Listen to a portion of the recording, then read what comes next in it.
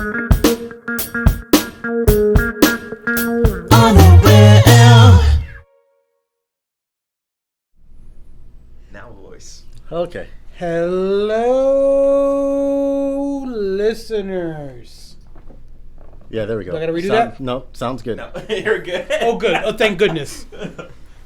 Well, Hey, Shadow. welcome back, Shadow. Welcome Thanks for back, being Shadow. here. This is the On the Whim podcast.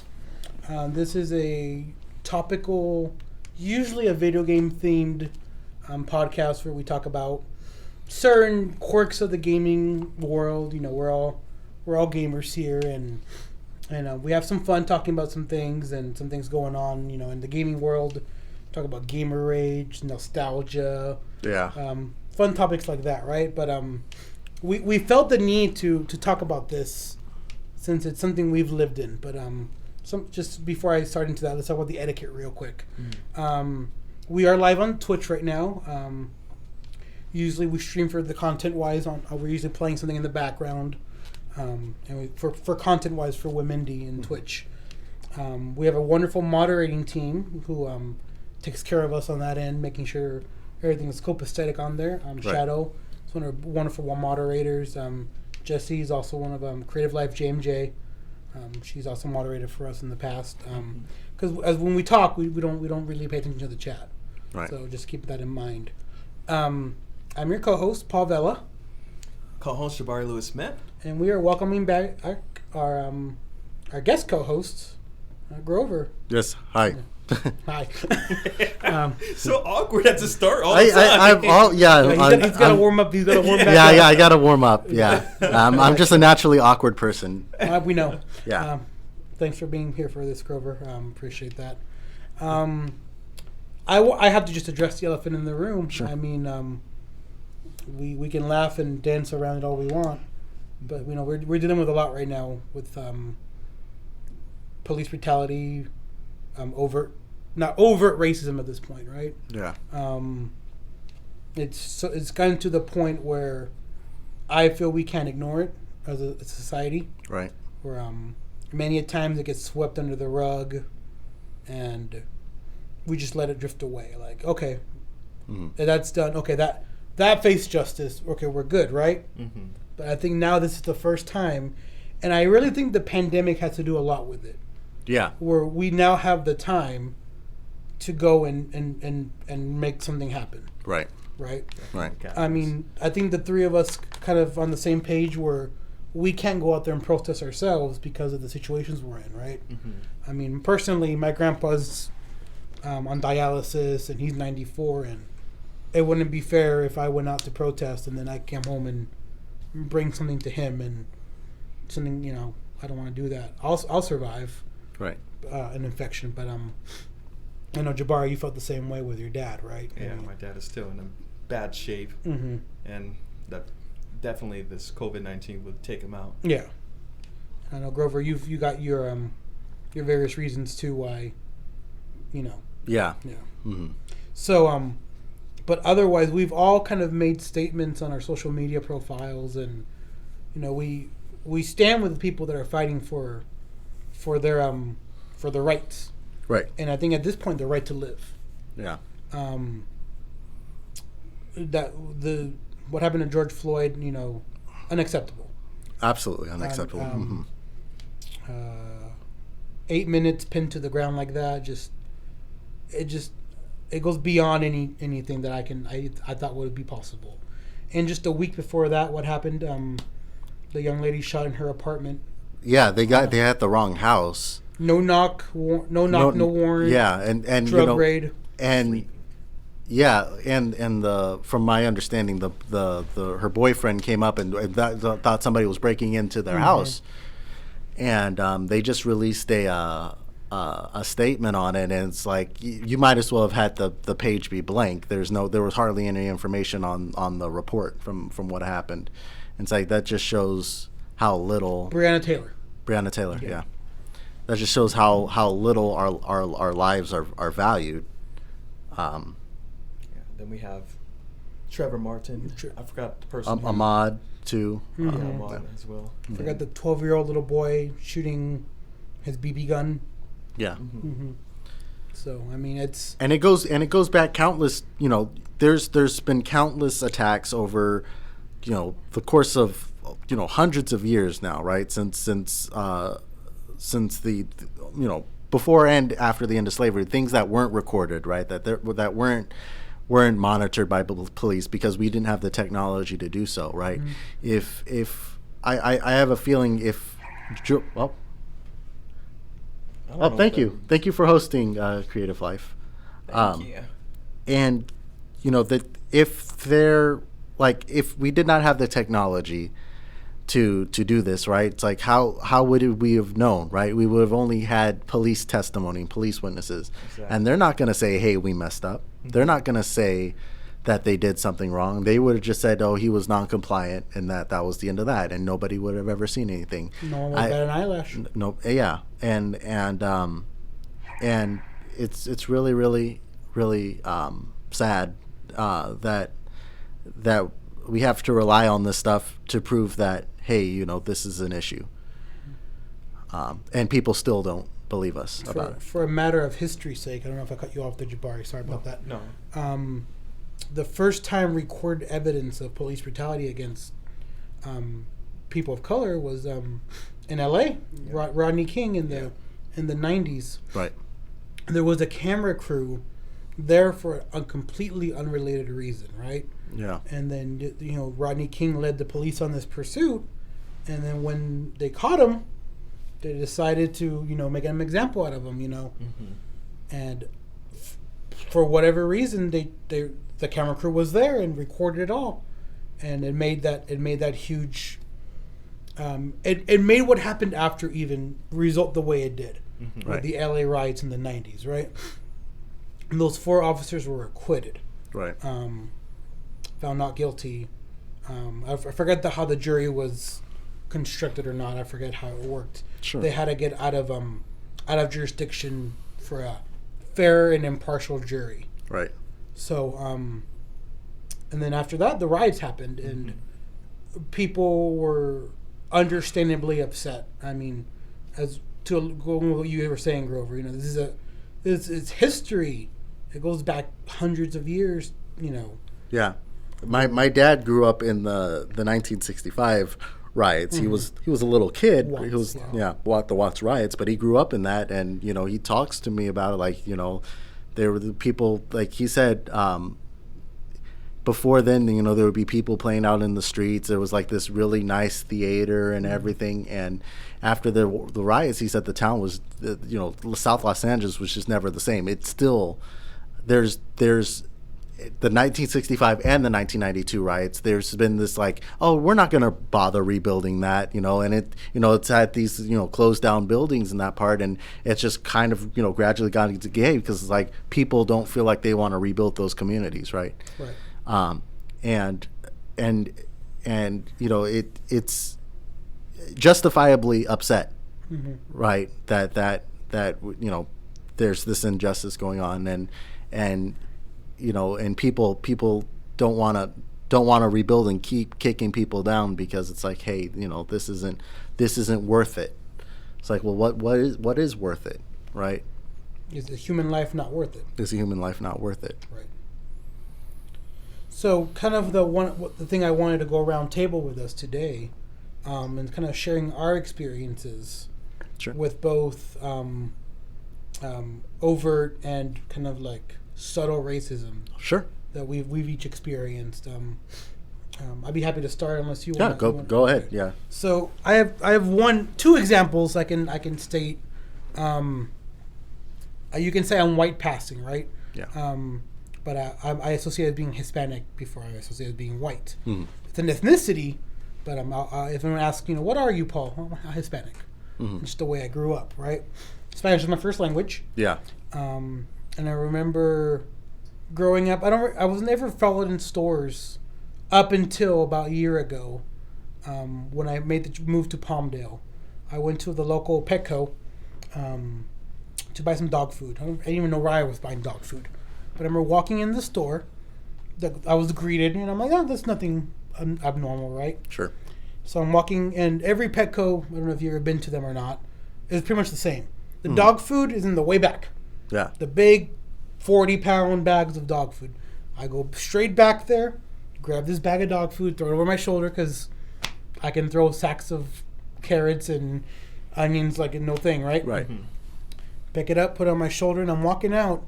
And a Petco employee comes up to me and says, "Can I help you find anything, sir?" I'm like, "No, I'm just here for the dog food, right?" I'm like, how nice. Must be a slow day, getting all this attention from everybody. It didn't even cross my mind, right? Sure. And I finally get up to the check stand as I'm paying. The guy up there's not really talking that much. I'm like, okay, whatever. No, I don't expect him to be friendly or anything. And then the same employee that asked me, "Can I find anything?" He's like, "He's just here for dog food. Why'd you make me follow him?" Damn. And I looked at him and I'm like, "You had me followed?" The guy wasn't saying anything. I'm like, did you want to steal something? I'm paying $50 for this dog food. Right. Like, why would I steal anything? He's like, the guy's not saying anything. And I'm like, I need the dog food. So otherwise I would have just walked out and never come back, right? Yeah. But I need the dog food. I don't know where. I'm just got here to Palmdale. Yeah. So as I'm paying for it, and I'm like, all right, whatever. And as I turn around, the guy looks at me straight in the eye and says, "Got anything in your pockets?" And I'm like, Wow. "No." I just walk away. But if it wasn't for that one employee, like, he's just here for dog food. Why'd you make me follow him? Right. I would have never known. And going back to my psychology classes, it didn't dawn on me until I was driving home, fuming, like thinking about Googling the number for corporate, right? Yeah. And I was like, there's a reason why Walmart, Target, Best Buy have greeters. And psychologically speaking, it's to make you sure that you know you're being watched from the moment you walk in the store. Right. And, when someone acknowledges you, they know your face. And you're like, it's a deterrent. It doesn't always work, knowing Well, nothing's foolproof. nothing's Yeah. foolproof, but it's meant to be a deterrent. Right. And I was really uncomfortable with that kind of, what was I, and I told you, Grover, about it. I told my brother, I told Matt. And Matt, in all his wisdom's like, you fit the profile. In Palmdale, in that moment, I fit the profile of a shoplifter. And it didn't matter that I was white passing or not. Apparently, the shoplifters in Palmdale tend to be more white. Yeah. Yeah.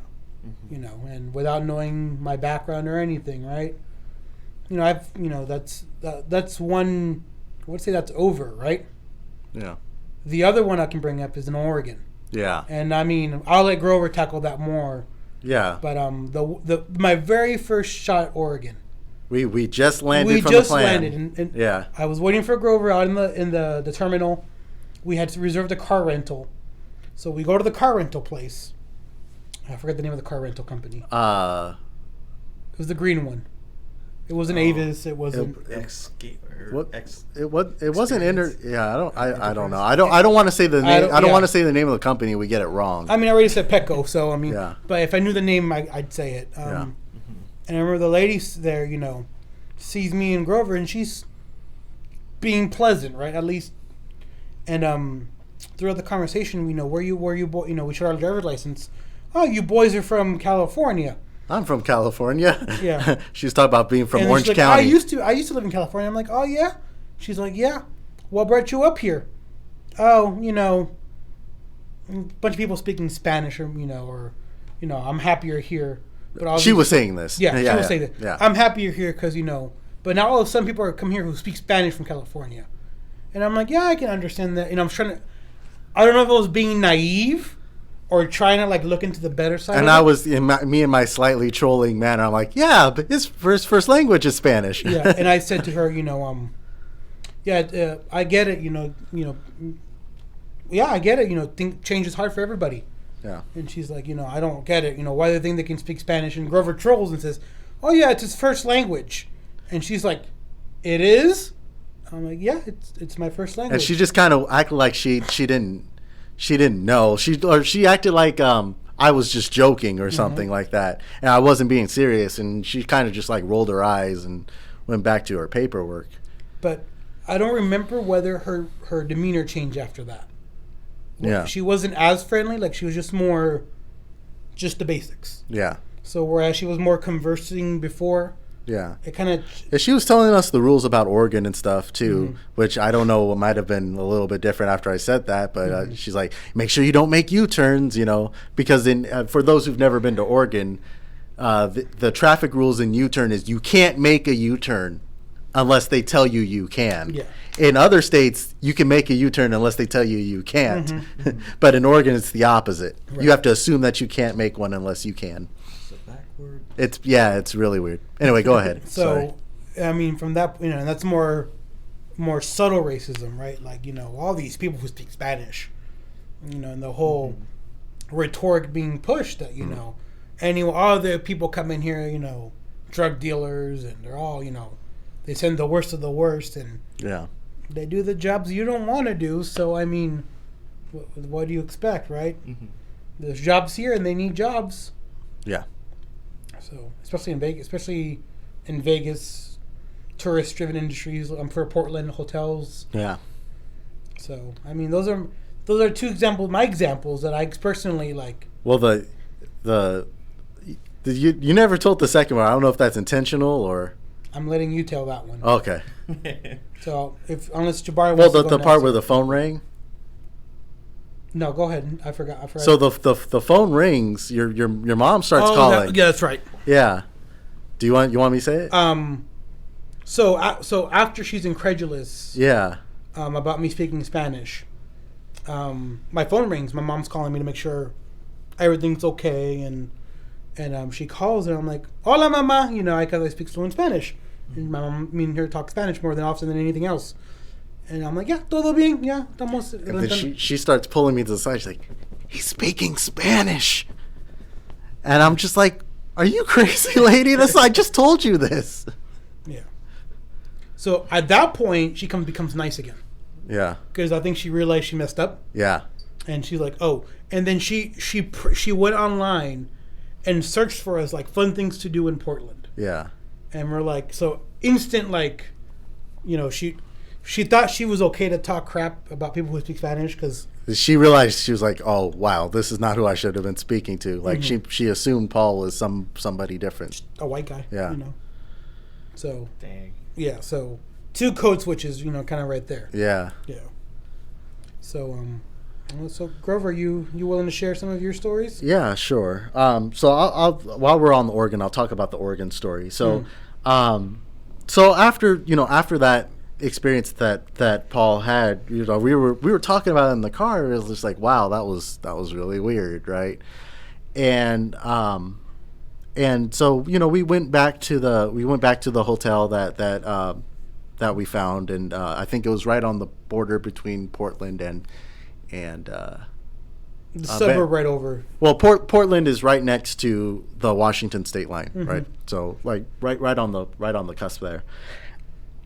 And it was just we had already like, wow, this is just a culture shock to where it went from, where people speak Spanish all the time in California and even in Nevada, but in Oregon it's just like so frowned upon.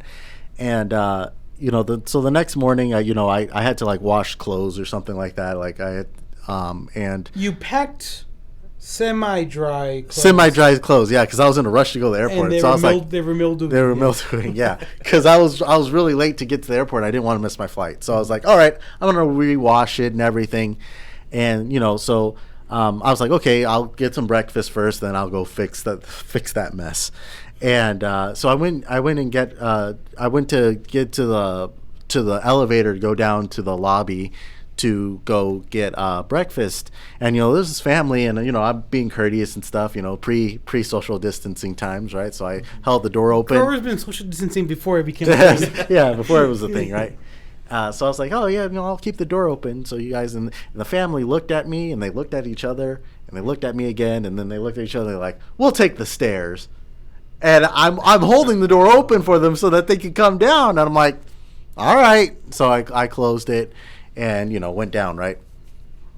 So I went and got breakfast, and people were sitting around me. I had my laptop with me because I was going to get some work on Celatria done, as I always do, forever. And so I sat down, got to work. I was cheap Sony headphones plugged in. I wasn't being a nuisance to anybody. I was just, typing away with eating cereal and stuff. And people around me got up and moved away from me and went to other tables, sitting next to each other on other tables. And Paul comes down like an hour later or so, and he looks at me like sitting over by himself, thinking I'm doing my social distancing before it was cool thing.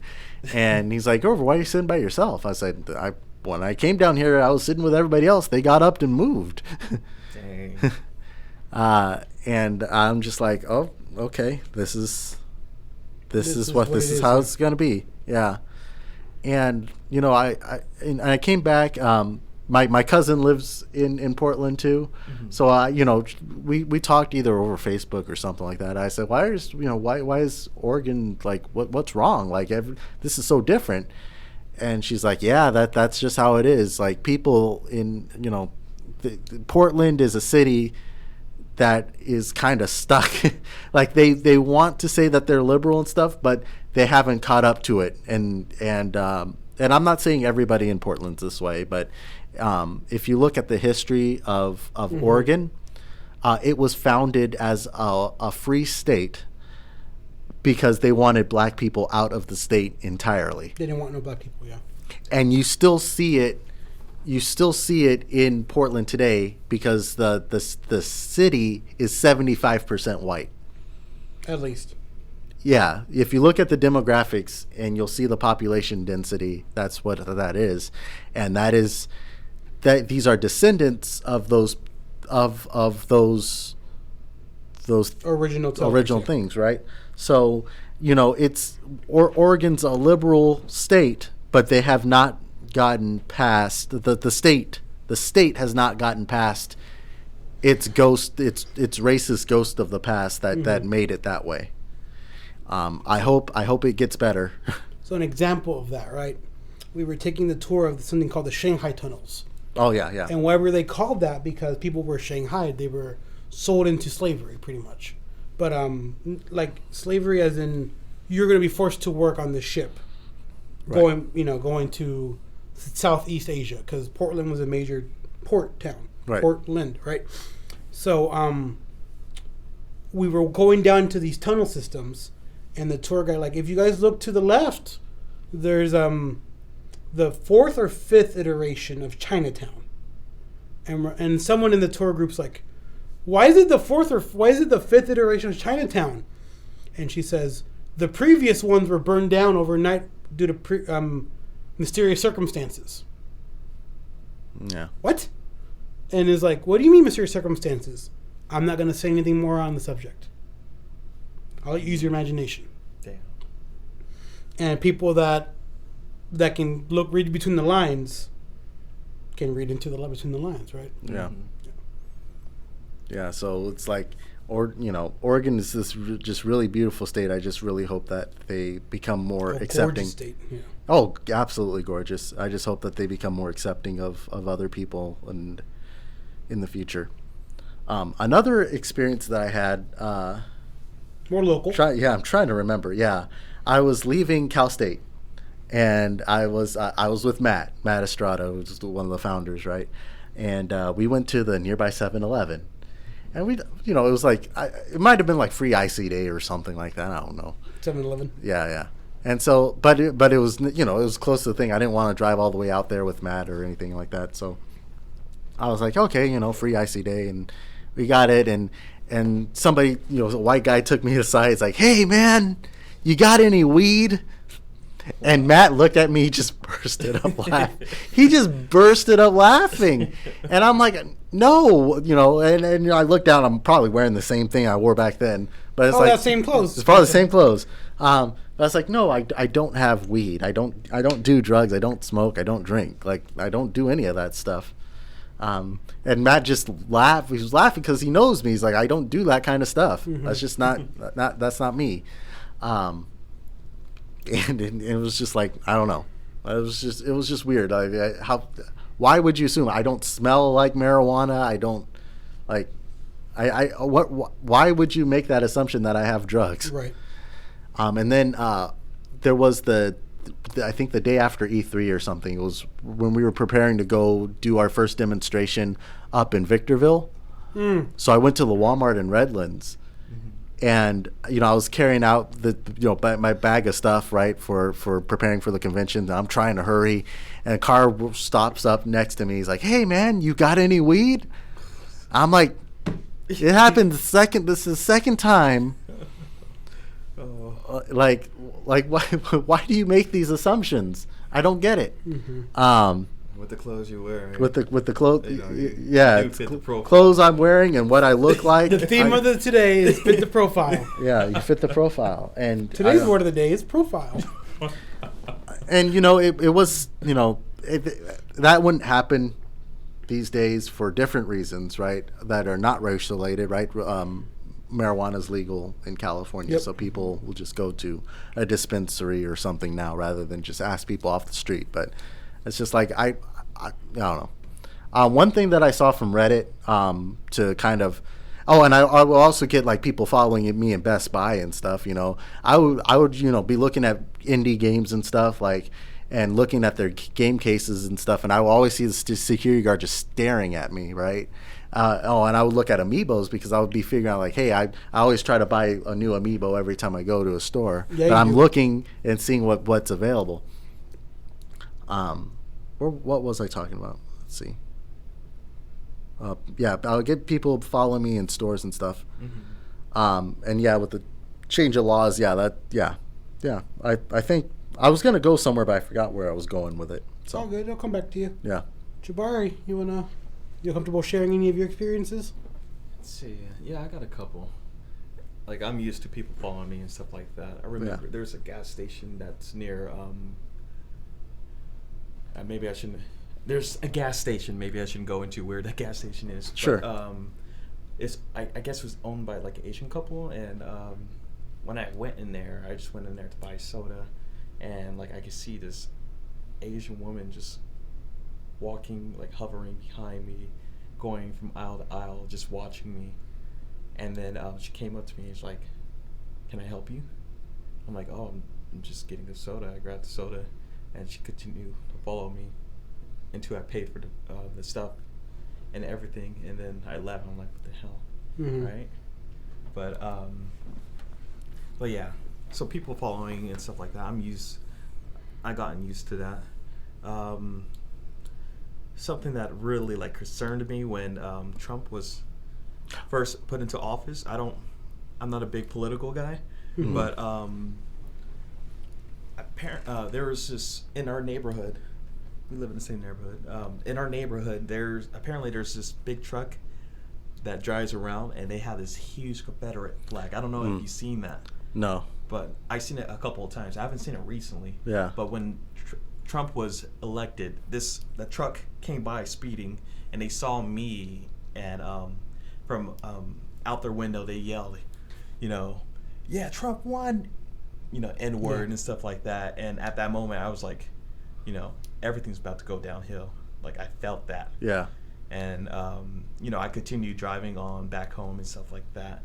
But I was like, okay, here's a new era. And if we look at what's happening today, you're right there. Yeah. Yeah. I've been known to say that the administration, Trump specifically, I felt like his blatant. Shadow says they've seen that truck.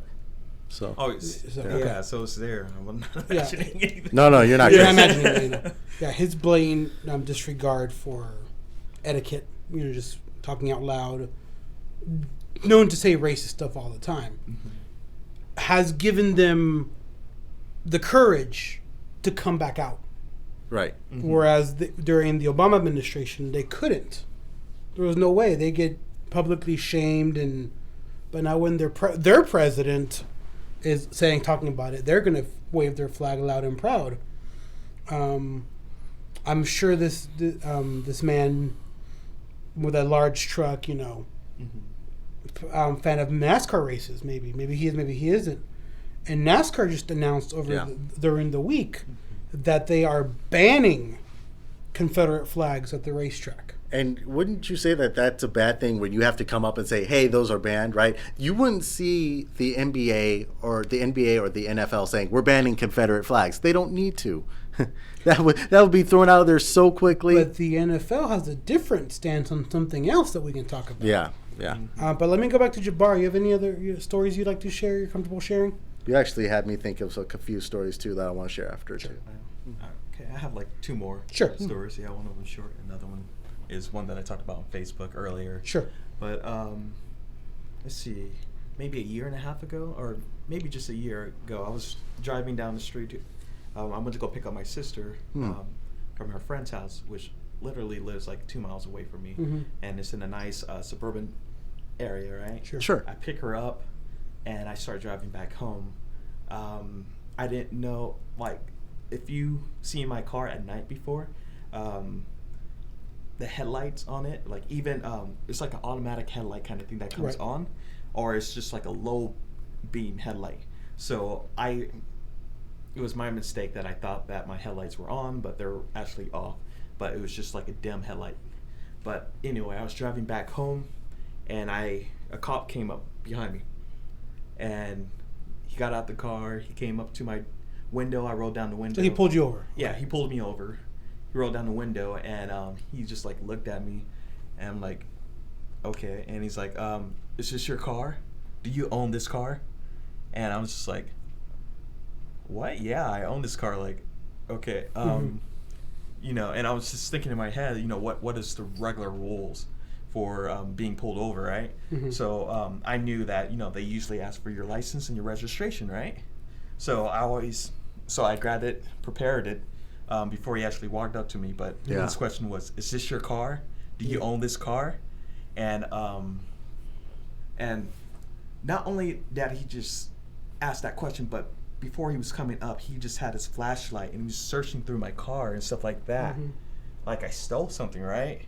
And then after I told him, yeah, this is my car, and he finally asked, you know, where's your license, registration, and stuff like that. He took a look at my license. He didn't need a registration for whatever reason, but he's still looking into the back of the trunk and stuff like that. And I felt uncomfortable because I was like, you know, what's going on? I mean, is this am I being searched? Is this right? But my sister was in the car too, so I was kind of scared. I'm like, what's gonna happen? Are we gonna get shot or something? Or like, it's just scary for me. Like, I always looked up to police officers and stuff, right? Especially when you're little, you're like, oh, they're heroes and stuff. But at that moment, I was wondering, why am I so scared of cops? Right. And I'm just like, I don't think this is right. Right. Why should I be scared? But he let me go. He didn't have anything, right? It made me feel really uncomfortable. Now, my next story, I was coming from San Diego. Okay. Yeah, this is the one I talked about on Facebook. I was coming from San Diego, actually from a musical, and it was around, I think, 9 or 10 p.m. at night. I was on a freeway, and there was a cop car driving at about, I think, 72, about 72, and he was constantly, so I guess he was cruising, right? And I came up behind him, and I was like, oh, this is a cop car, but you know, is it okay to pass a cop car at this speed? I know the speed limit is 65, but I guess I was testing it, and when I tested, I got an answer. So I came up from behind him in the other lane, of course, and I was going at 73. So it was a really, really super slow pass, right? And then he, you know, woo, woo, woo, woo, on the freeway. So he drove me, he made me exit off the freeway, pulled me to the side, and I was like, oh, okay, I guess, you know, I learned my lesson. This is, I screwed up. You don't overtake the police, yeah. Apparently, yeah. It's just, to me, it was so slow. But anyway, he pulled me over. But when he came to my window, like, he just started yelling, like I stole something, or, you know, or I shot somebody. He's just like, what are you doing? Or he's like, shoot, I don't even know what he was just going off, and he was like, "Do you know how fast you're going?" I was like, "Yeah, I think I was going around 73," and I told him like, "I'm sorry, like I told him I didn't know, but I mean I did know, but he just kept on going, and I was like, "What are you talking about?" And after he got done yelling at me, I was like, "Okay, I deserve this, right?" I asked him, "What do you need me to show you my license and my registration?" And he's like, "Oh, so you do want a ticket? You want this ticket right now?" And this was a Latino guy, so I was kind of surprised that I was being like grilled by a Latino guy. Yeah, but I was just wondering, how come you're so freaking angry? I know I was going a little bit fast, 1 mile faster than him. Was he CHP or local PD? I don't know. Okay. I didn't know. While I was trying to stop, I wanted to record it, but at the time, I didn't know if I don't know which one it was. It was either my phone was dead, or I was too scared to grab my phone and turn it on while he's coming to pull me over and stuff. Yeah, and like also that. looks like you're reaching for something, which makes exactly, it yeah. So I could have just been too scared because I heard about people reaching and they Yeah. mistake it for a gun and stuff. But that happened, and then he's like I said, I asked him, does he need my license and registration? Because I thought that's just protocol, right? And he got even more intense. Like I could see his face just like scrunch up and like, "Oh, you really want this fucking ticket?" Sorry, I gotta beep that out. It's fine. But yeah, I was just being cussed out, and I'm just like, "What's going on?" And then he started reaching for his gun and stuff like that. "You really want this ticket? You really want to play me right now?" I'm just like I'm just terrified right now. I'm just like, I don't know what to do anymore, right? I wish I put on my phone, but somehow it just de-escalated, and he just calmed down, and he went back to his car. He did check my license and registrations and stuff like that. I had a clean record basically, and he let me go. I thought he was gonna give me a ticket, but I was really scared at that moment. I didn't know, I was alone. I was in coming from San Diego to Highland. I was in a point where I don't even know what city I am.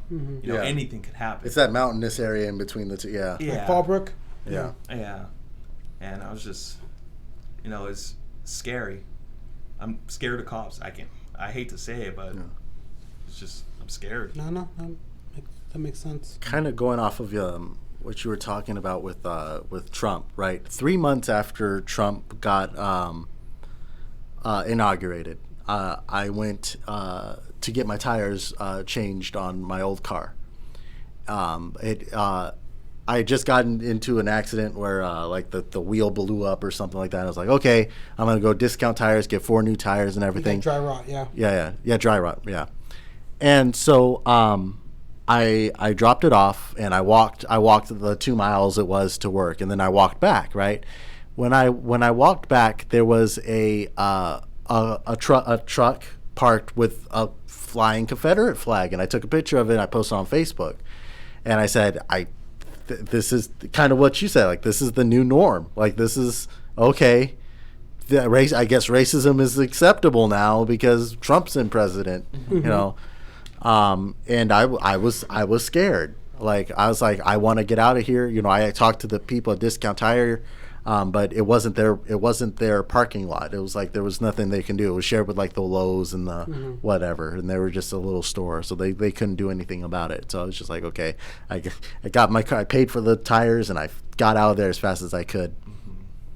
The next time I saw a Confederate flag was I was driving from Las Vegas to Reno, and there's a little town, a Wild West town. It's called Goldfield. So when you leave Las Vegas, you hit a little town called Beatty it's another town that has an Eddie World. So for those who drive between Vegas and Los Angeles, there's a Eddie World. It's like a really fun gas station.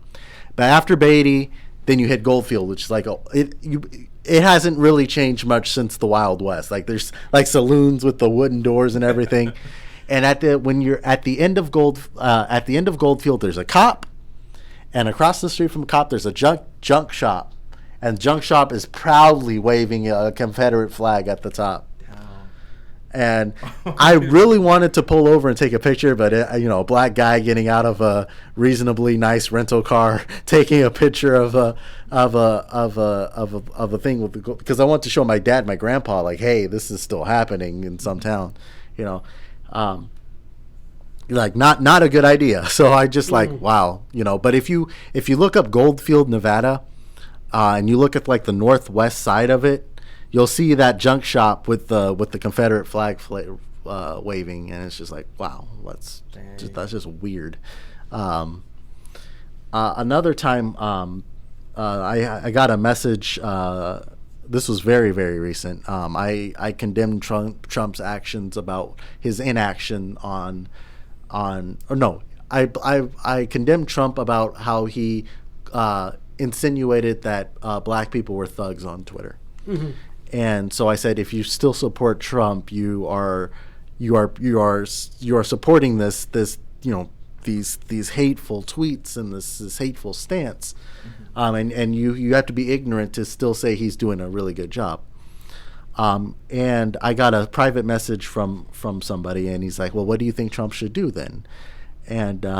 And so I said, he can make an apology. He can say that, they're working on changing things. Anything other than what he's saying, anything's more constructive than what Trump was saying. He could be quiet. He can be quiet.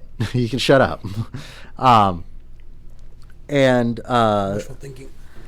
And it got to him trying to question and quiz me about my experiences.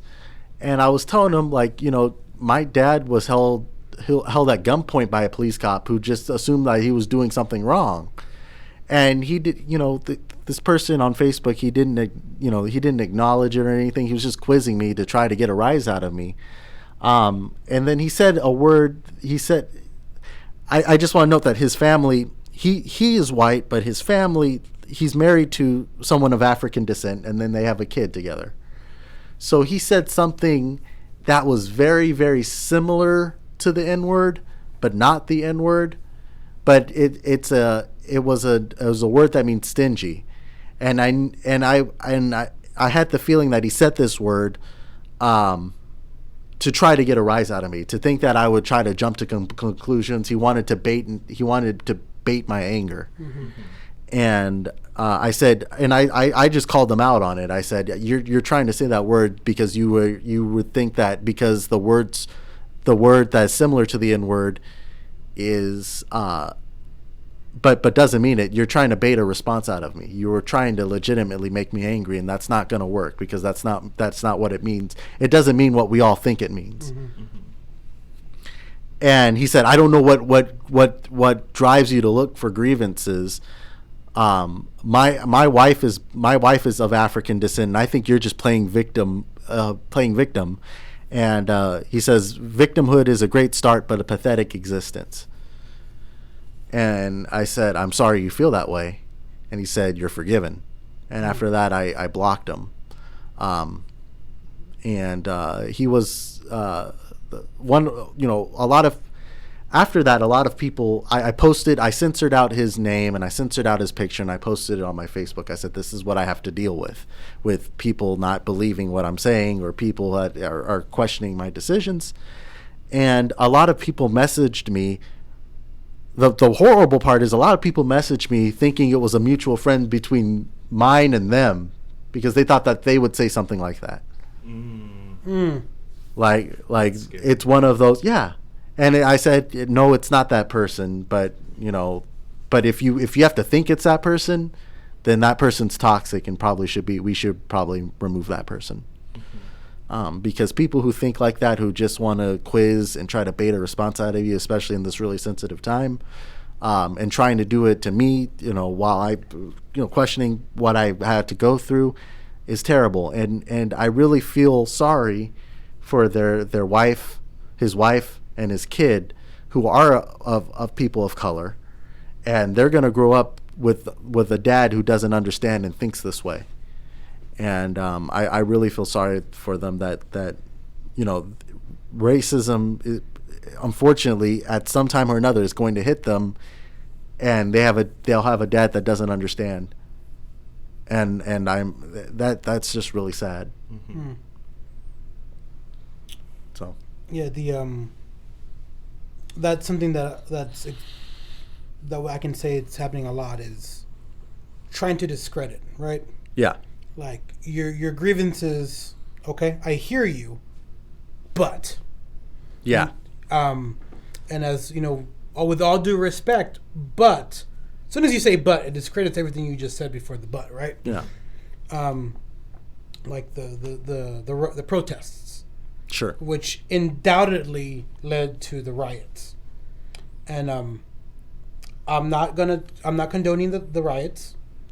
I'm not condoning, and but what I will condemn is the police reaction to it. sure, I understand you have to maintain peace and order and protect businesses, quote unquote, right? right, But what business were they protecting? And if we look in traditionally, we go back to the Rodney King riots. right, The people of color had to protect themselves. K-Town, Koreatown, they gathered up all the guns they could and defended themselves from looters. So, I mean, and then that happened again. The police all went to Santa Monica to defend Santa Monica, the promenade, or whatever it's called, right? yeah, Meanwhile, the other neighborhoods, they were ransacked. And not saying these looters were smart, but because they didn't cover the license plates when they drove up in there and filled the cart with Nike and all these other shoe products, and they're not the brightest. But what I am saying is what's the old saying? Follow the money, right? Hmm. Where do the police get their funding from? Taxes and stuff like that, and they're gonna go and protect where they're told to go protect. yeah, Where they'll say, well, we're outnumbered.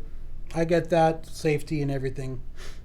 But then it comes to this statement of, well, let's defund the police. Hmm. And it's such a, what's the word, loaded statement.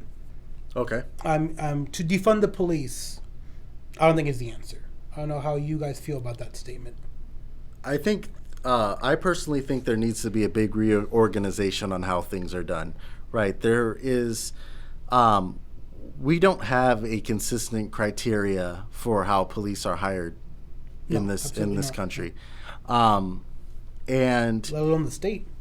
State, country, county, right, and even our sheriffs are voted in, right, but nobody votes for them, right. Like the voting turnout in general is just abysmally low. People don't know who they're voting for, and I'm not saying that's the core part of the problem. It's one of very many parts. Mm-hmm. And I feel like I think either you or somebody else said it, that police are very ill-equipped to handle things, right? And we can't trust I can't trust the police to be able to do every single thing, right? There needs to be I feel that law enforcement is only a small piece of the pie. We don't need to have law enforcement that is as big as it is, but I think that we need to have bigger emphasis on rehabilitation's not the right word, because they call rehabilitation prison, right? And prison doesn't solve anything. Prison makes problems worse, right? We've had our studio broken into, and one of the things the police told me is like, oh yeah, these are people who are going to be locked up for a long time.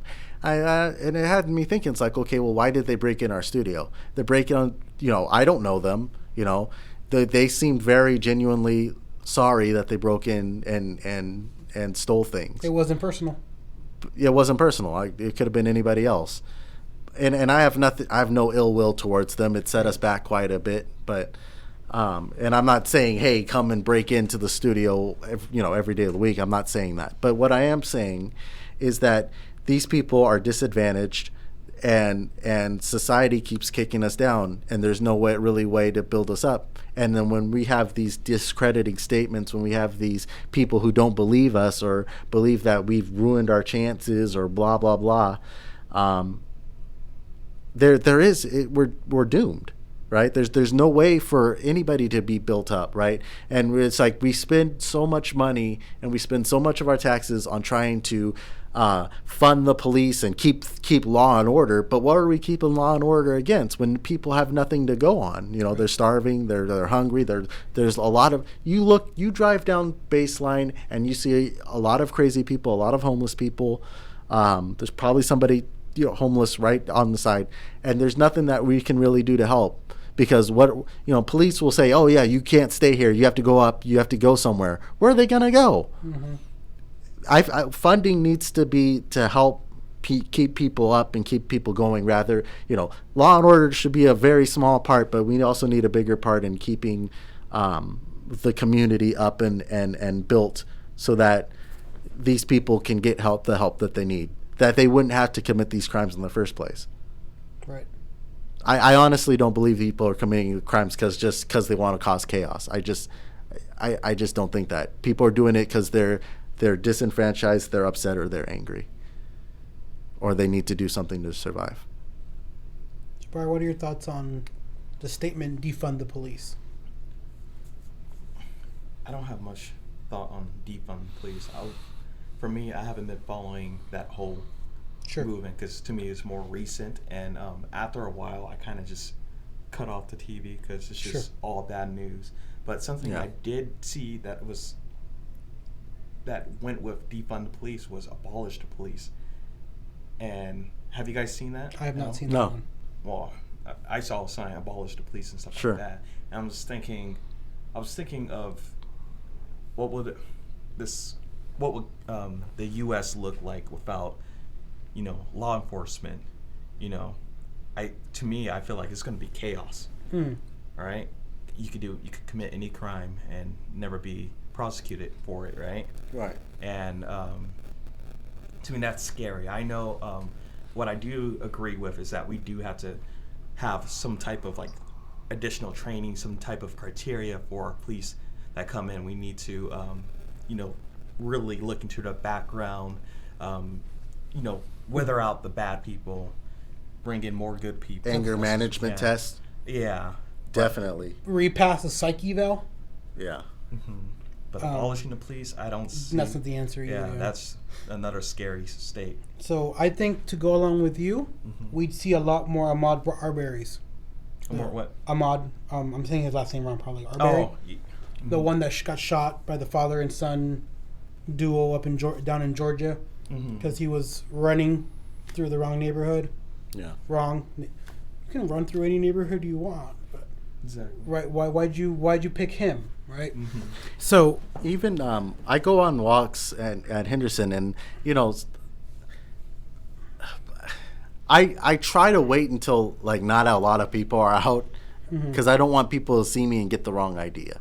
So I try to go by myself, maybe either late at night or really early in the morning before people get up and go, just so I can just enjoy myself without people giving me weird stares or something when I'm out exercising, right? I get a lot of messages from friends and stuff that articles and stuff wow, are you okay, or this happened to you? And a lot like Jabari, it's after 10 or 15 of these messages, I have to just go invisible on Discord or Facebook and be I can't deal with this right now. What's news to you is not news to me. I've lived it. Yeah, I'm going through that, but I don't feel compelled to respond to that right now. And I know you've said that on social media too. It's just I'm good, I'm fine, I don't want to talk about it right now. Because at some point you get desensitized to it. And I feel like this is kind of how soldiers feel when they've seen so much killing and stuff in the midst of battle, and then they have that 1,000-yard stare, right? Where it's just this doesn't mean anything to us anymore. Right. And I don't want it to get like that. So sometimes I just need to be okay, this isn't personal, but I just need to kind of take a break from it all and just kind of go offline and do my own thing for a second. Because of how sad everything has gotten. Yeah. So to kind of echo what you were saying, Grover, that we call on police to do a lot. Right. And so when you call 911, you got three options. You got fire department, you got police, and you have paramedics. Right. Those are your three response options when it comes. So the dispatcher, sitting there, here's your emergency, and will dispatch available units, right? Mhm. Usually the first to respond are police. And the police have to respond to psychiatric emergencies.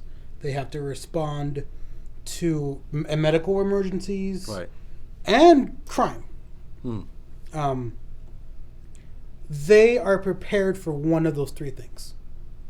They can put down criminals. They see crime in progress. They're trying to respond with that. Right. In theory, along a continuum.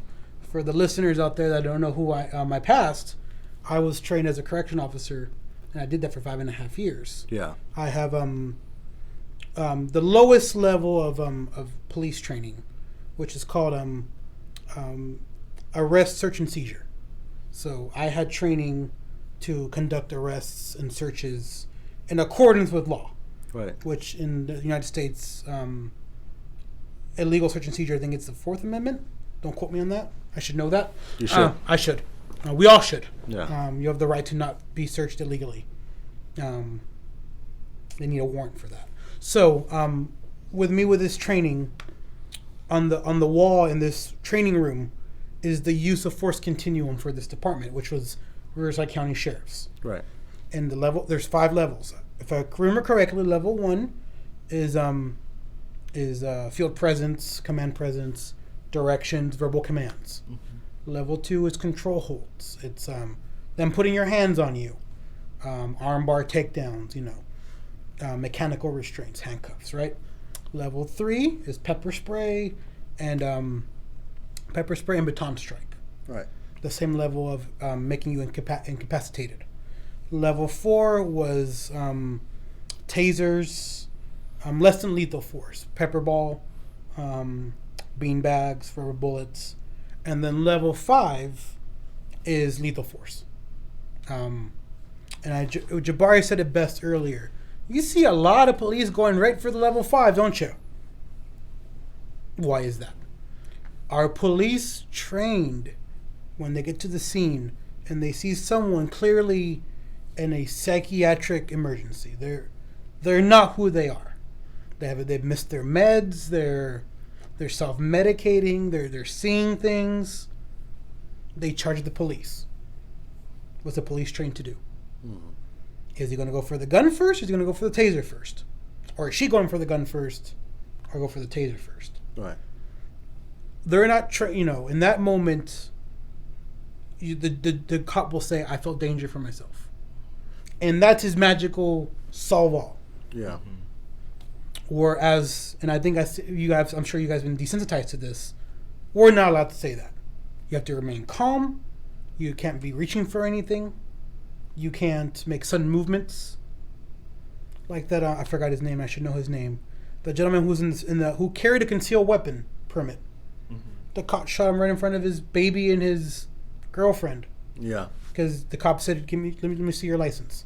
So he reached for his pocket and the cop went off on him. So,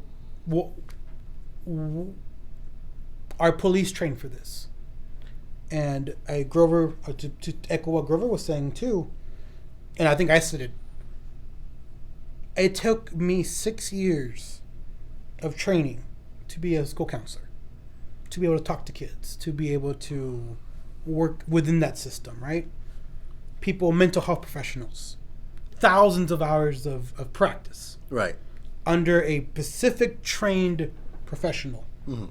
to get certified, right? Mm-hmm. Police, 6 months of training at the academy. Here's a gun, here's a badge. Yeah. Go. Here's your training officer. And that training officer is, for all intents and purposes, your God. Yeah. He will decide whether you make or break it in this department. And if we go back to George Floyd, one of the 4 officers was a rookie, not even a year on the force. Right. And the guy who had his knee on George Floyd's neck was his training officer. Yeah. So now we're looking at, what do you do? Do you pull your training officer off of him, or just do what he says? Now you're looking at his livelihood, right? Yeah. And at the same time, it's the whole I was following orders. Following orders. Yeah. Former law enforcement, I can say this. I've been trained to do a lot of things working with hostile individuals. But the one thing I was explicitly told to avoid doing, it was an order, it was a directive, whatever you want to call it. Do not apply pressure to the neck. And now we're seeing that. We're seeing some departments, I know Redlands, where I live, put a memo out saying, the chief of police said, I am ordering all my officers to no longer use the cartoid grip hold, which is the neck, the applying to the neck. And the reaction to that is, why did this have to happen for this to be the case? It's like what I say with the studio too. I don't be the reason why rules are created, right? And this had to happen for this rule to be made. That just doesn't make sense to me, right? Mm-hmm. This should have been gone from the get-go. And then we do have the people who discredit it. Well, he shouldn't have done the illegal thing in the first place. George Floyd do. He had a fake $20 bill. Apparently, I mean that's not worth dying for. That's not worth killing for. Yeah. And Trayvon Martin, he shouldn't have confronted the security or whatever it was that killed him. Right? There's always an excuse, right? Well, you also see that there's a meme going around. It's like black people are killed, and then they're like, oh, he did this, right? Mm-hmm. And then when white people do something, it's like, oh, he could have done this, he could have done this, he could have done this. Like black people are blamed for what they've done in the past that justified it, and white people are.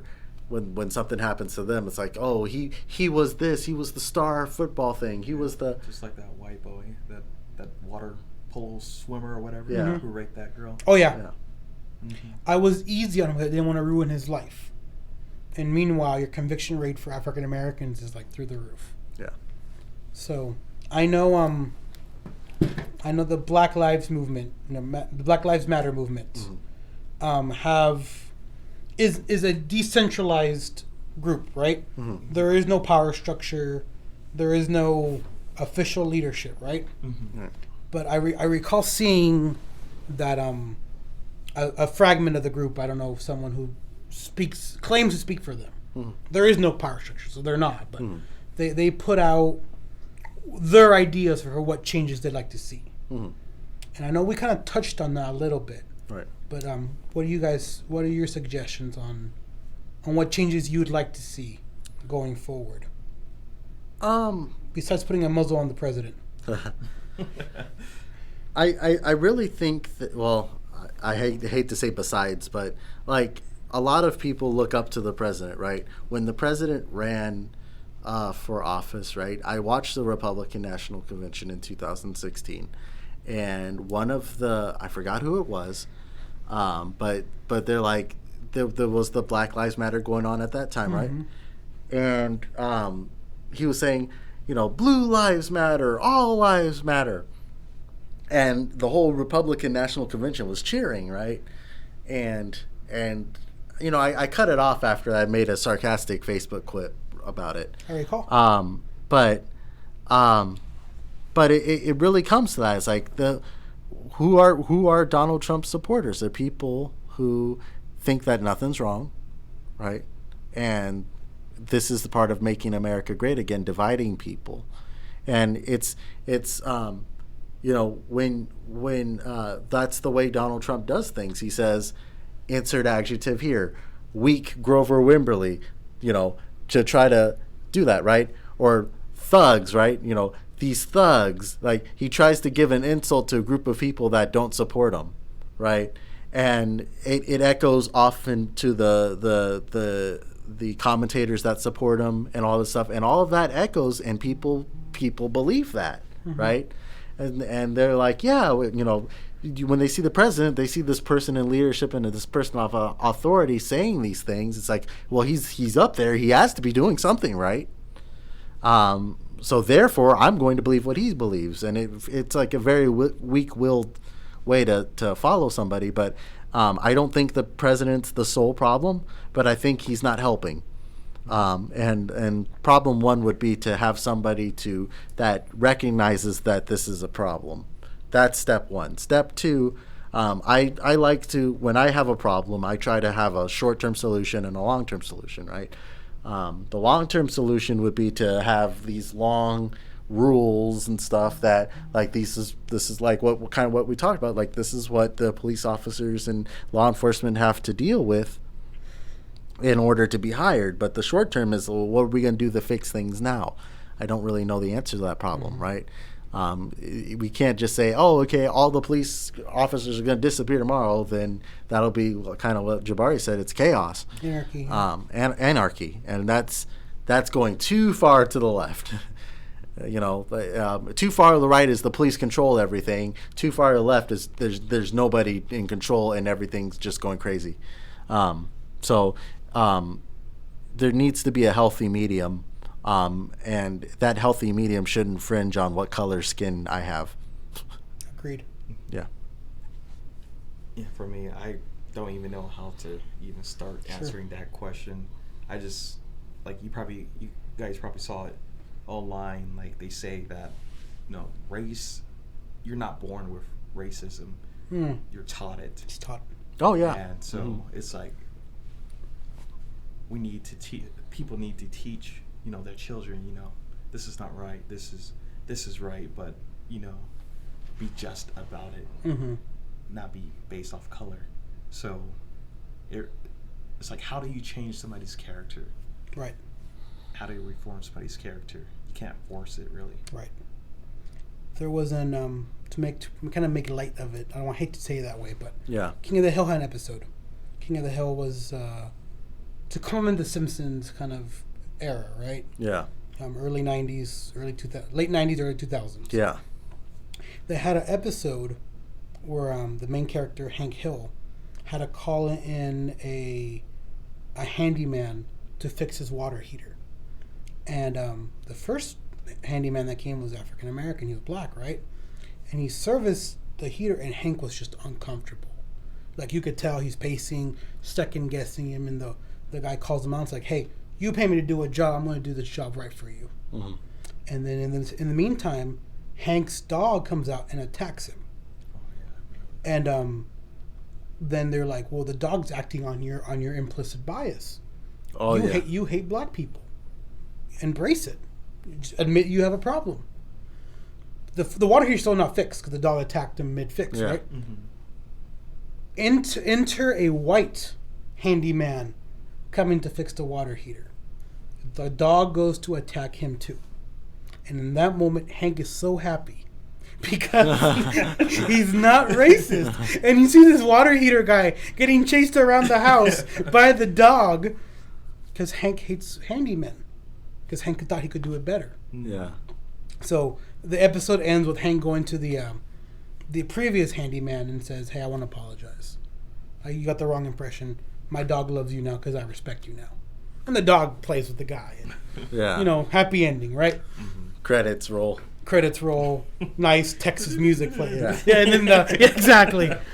So I want to echo that, Jabari, that, the bias of people, right? And sometimes people don't realize they have them. Mm-hmm. Like, I was talking to somebody the other day, and I said, when you're walking down the street, you see somebody of color. Doesn't matter what color, black, Hispanic, brown, whatever.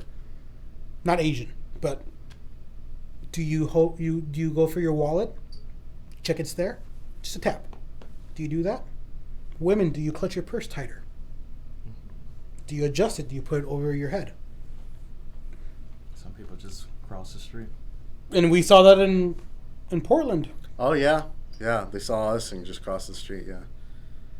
We saw that one. I do that no matter who's out there. I don't care what color they are. On baseline, I'm scared to death when somebody comes near my car and they're all walking crazy. Right. But it goes into what I was talking about. It's like, yeah, we need to have better services that are not just enforcing law and order. We need to have better health services, better mental services. And the people say there's no money for that. So if there was money for the military to come in. Yeah, there billions of dollars. So like I always talk about we arm the police because we need them to be armed, right? Right. We are now militarizing the police. A lot of those police in riot gear rolled up in military style personnel carriers. Blacked out cars. Black. So those vehicles were originally made for the Iraq conflict. Right. And they're made specifically with the underneath being like a V shape to deflect the IED, the roadside bombs, to protect the soldiers inside. But since the conflict ended or got de-escalated, we have all these surplus vehicles. Where do they go? The police need them, apparently. So when I say defund the police, it's one of those yes, but, right? Where should that money go to, right? Mm-hmm. Should it be training more psychiatric response teams? Should it be to I hate to toot my own horn, but more school counselors in schools? There's some schools out there that have no school counselors, but they have police. Police are the ones who get called to the classroom to remove an unruly kid. Now, why is that kid being removed? And there's a whole litany of reasons. But traditionally, black and brown kids are the ones getting removed from classrooms and getting suspended. Mm. There's a reason why it's called the school to prison pipeline. Because a kid can go from school to prison in a matter of 8 years, if not sooner. Yeah. And I think the three of us kind of agree to this, that there is no easy solution. No. But something I want to encourage people is it's a poster I saw of a gentleman in Chicago. He's like, ask me anything, right? An AMA. And on it, it's like, tell me what systemic racism is. Tell me what, all these different talking points. And at the bottom it says, go ahead and sit down and get uncomfortable. It's okay to feel uncomfortable. Uncomfortable means you're growing. Mm-hmm. I think, in my opinion. If you're feeling uncomfortable, it's because it is challenging a belief you have. Mm-hmm. It's challenging something you are feeling. It's something so common it has a name. It's called cognitive dissonance. I think I've talked about it before in a podcast. Yeah. You are presented with what you believe, and then something that goes contrary to that, right? You're in that moment. You have a dilemma. Do I stay with what I know, or do I go with the new information? 9 times out of 10, you're going to go with what you know. Right. That's why when well, they're just thugs. No, but what about him? He's a PhD in history at the local college. Well, he's one of the good ones. How many times have we heard that? Yeah. People are just so quick to, well, no, he's an exception to the rule. He's an outlier or whatever, right? Sit down and get comfortable, right? Mm-hmm. Be willing to be receptive to these things. And 9 times out of 10, if you just cross your arms and say, I don't want to listen to it, that's okay. But you keep hearing it. Right. It's gonna keep exposing yourself to it. It's not gonna go away. I think this is one of the things about the internet age. This is done going away. I think more people are gonna produce their cell phones more quickly. You have a right to record. Right. I'm gonna be out there for everybody listening. If a police tells you stop recording, put your phone away. Don't you dare put that phone away. That's unconstitutional. That's unconstitutional. Yeah. That's part of your freedom of speech. Yeah. You can record them. The moment the police, my camera didn't work. I think, and this is my short-term approach. Your camera should be as essential as your radio, as a law enforcement officer. You don't start your shift without doing a radio check. Hey, this is Adam 10 checking in. Adam 10 radio check. Yeah, you're 10-2, we copy you. That's your lifeline in case something goes down, right? That body camera should be the same thing. You should turn it on. All right, Adam 10, we copy. We have you. We have you. And if your camera ever stops malfunctioning or whatever, you go back out to your station and get a new one. Until that happens, until we as citizens just need to be, all right, officer, I'm recording this. Just for your safety, for my safety and yours. We're on camera. As for a long-term solution, I don't know how to answer that question actually. Mm-hmm. We have a good start, but as I'm a big fan of saying is, keep applying pressure. Yeah. Don't think for a second that once this goes away, that's going to go back to normal. No, because I say I'm part. I just want to clarify what you're saying. Keep applying pressure to this whole like situation. Like Correct. keep moving the momentum of like talking up and Correct. keep going things. Yeah. Yeah. Yeah. Because on the other end, it's just going to go away. We'll go back to normal soon. Right. You see police quitting, the police force. Mm-hmm. They're going to miss us when we're gone. But who's quitting? If you look at that, right? Who are the ones quitting?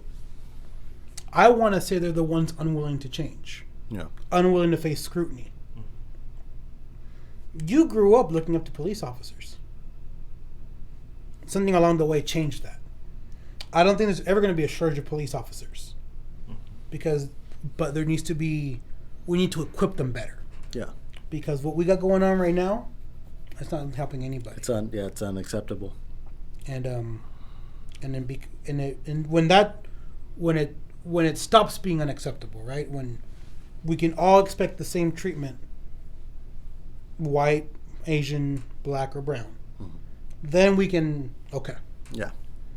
and we're gonna keep those things up, because otherwise, I think we're a spent force. And people out there who aren't of color, who share a lighter skin complexion and enjoy that privilege. If you feel uncomfortable right now, give someone space, but I'm sure someone will be willing to have a conversation with you. If you see something wrong going, you speak up about it too.